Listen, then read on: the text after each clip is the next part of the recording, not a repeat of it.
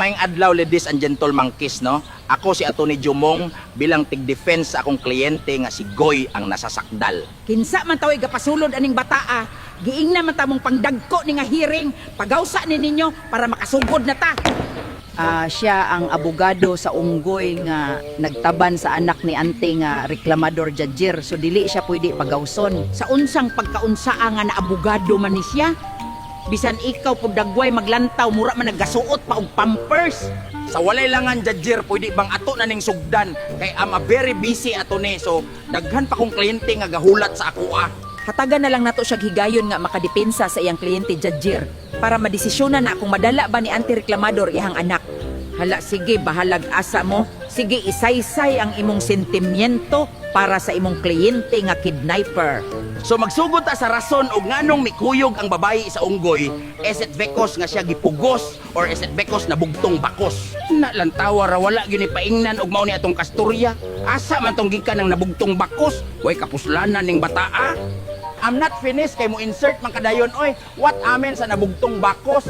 Is kanang na-inlove ba ang babayi mong nikuyog siya sa unggoy? Dili enough nga rason nga na-inlove ang babayi para mukuyog siya sa unggoy judger.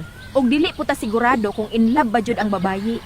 Donut lang you talk about love kay wala kay nabalaan sa ilang feelings it's other, no? Kay ako nasayod kung in love gyud ang babayi sa unggoy.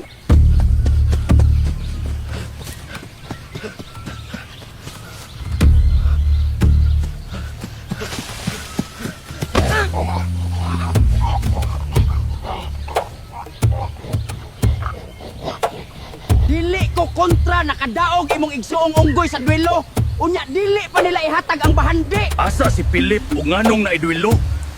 Pasabta ko og di ka gustong mawad ang ginhawa. Nakigduelo imong igsuon nga pareho ni mugnaong ni Bronson para sa bahandi. Unya wala mo tuman ang dakong itlog sa kasabutan. Kaya tamong pangtumbahon tanan taman sa ako ang ganahan.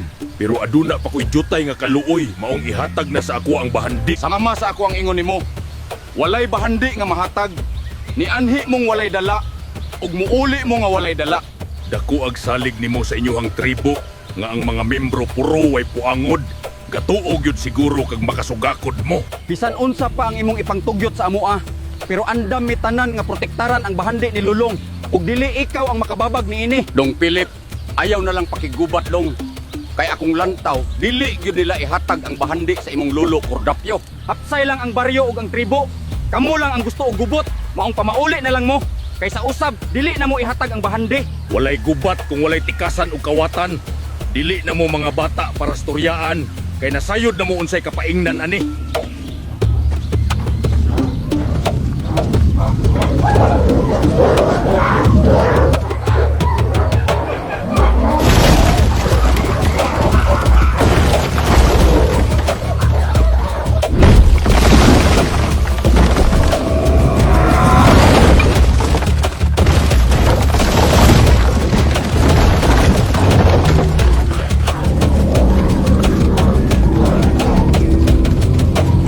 Pagpanimalos, usa ka natural nga matang nga pamaagi para pukaon ang nagkatulog.